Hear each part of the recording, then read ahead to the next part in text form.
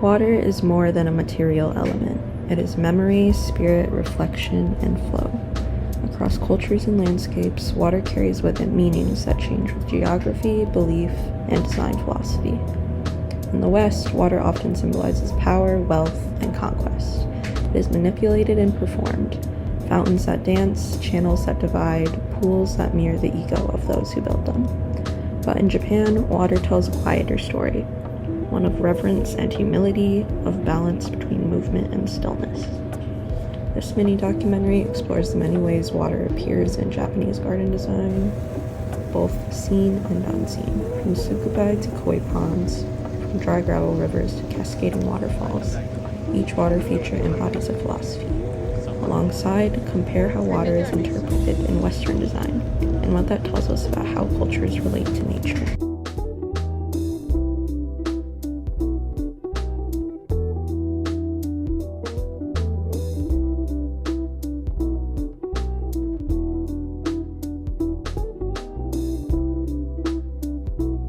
Listen closely and you may hear the sound of falling water.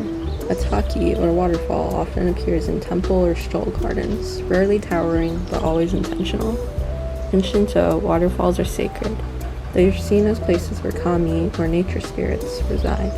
Standing beneath one, or even near, is believed to purify the spirit. The sound, the motion, the mist, it's a cleansing of more than just the skin. The stones beneath the water's path are arranged to create irregular, naturalistic cascades. Every shift in height, every curve of the stream bed contributes to the story the water tells as it moves. Contrast this with Western traditions, where waterfalls are often engineered for drama, like the Cascades of Versailles or the Fountains of Rome. These features say, "Look what we can build." The Japanese waterfalls, by contrast, say, "Look how water finds its way."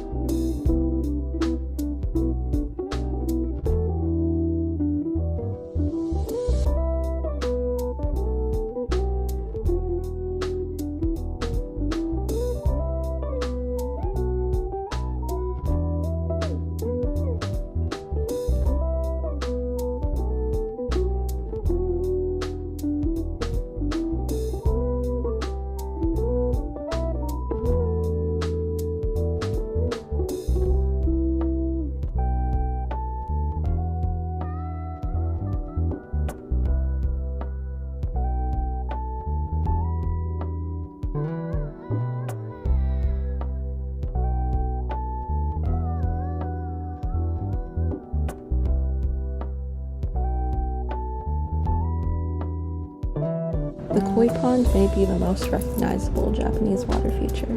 Shimmering carp glide under maples, between stones, through dappled sunlight. These fish are not just ornamental, but symbolic. In Japanese culture, koi represent perseverance, courage, and longevity. The story of koi swimming upstream, even leaping waterfalls to become dragons, is a powerful myth of transformation and strength. Yet their movement is slow, gentle, rarely frantic. This balance between strength and serenity is key. The design of the pond itself reflects this idea. Unlike rigid European reflecting pools, where geometry and symmetry are imposed, koi ponds embrace irregular edges, asymmetry, and shifting perspectives. They borrow scenery from the landscape beyond, creating a feeling of boundlessness. While Baroque and Renaissance water features often showcase man's control over nature, koi ponds do the opposite. They reveal a respectful collaboration with it.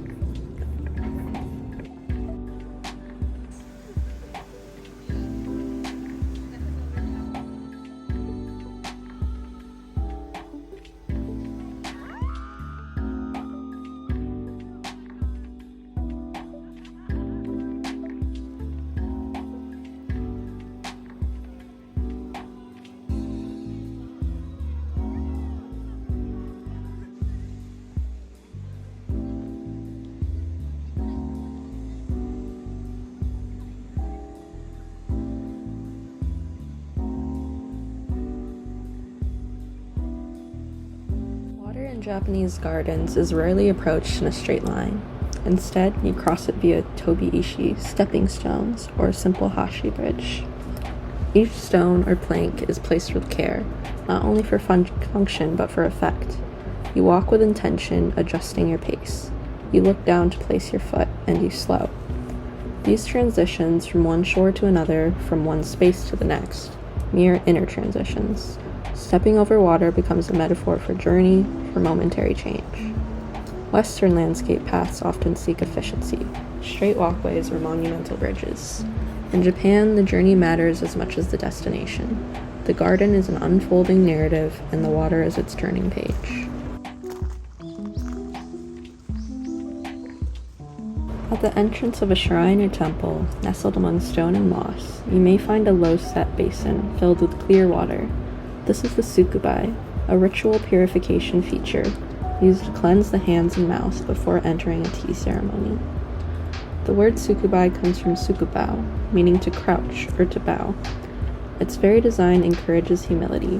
One must bend down to use it, lowering the body and symbolically the spirit.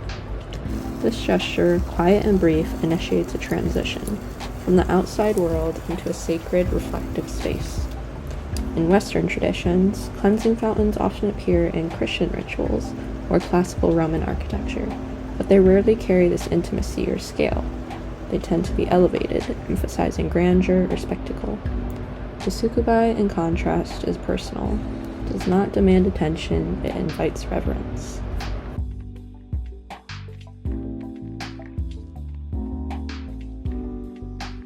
Further along rural streams or tucked into the corners of gardens, you may find the quiet turn of a traditional Japanese water wheel. These simple wooden wheels, powered by steady flowing streams, were once essential to village life, grinding rice, milling grain, or driving simple machines. Yet beyond their function, they became symbols of the ceaseless yet gentle rhythm of nature. In garden settings, water wheels evoke nostalgia and the passage of time.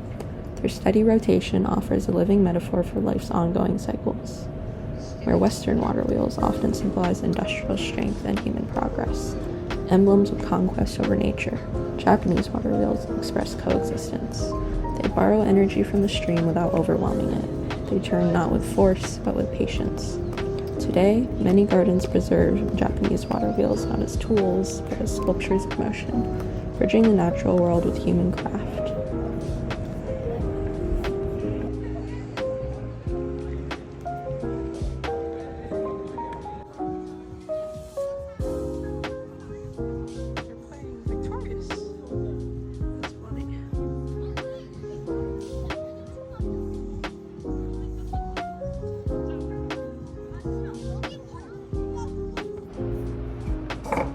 Some of the most powerful water features contain no water at all.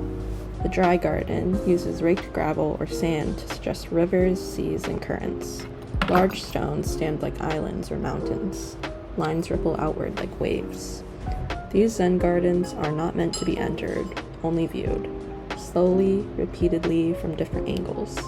Their power lies in the viewer's ability to imagine movement, to project water into absence. In Western design, abstraction in landscape is rare. A garden is expected to show what it is, but Zen gardens challenge that expectation, suggest that water doesn't have to be wet to be felt, that symbolism can be stronger than presence. It invites stillness, introspection, and a deep kind of imaginative participation.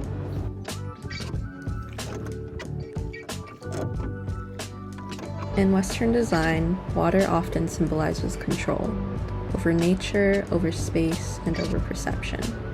It highlights achievement through large-scale displays, engineered features, and geometric precision. In Japanese design, water emphasizes awareness. Whether seen or implied, it creates pauses in movement, frames transitions, and strengthens connections between people and their environment. Elements like the sukubai, water wheel, koi pond, and dry garden are not purely decorative. They are deliberate tools. Each is designed to shape experience, to slow, to teach, and to invite reflection. Japanese landscapes show that water's power is not in force, but in influence. It doesn't overpower, but it guides. By studying these traditions, we are reminded that design is not only about what is built, but about how people move, feel, and engage within a space.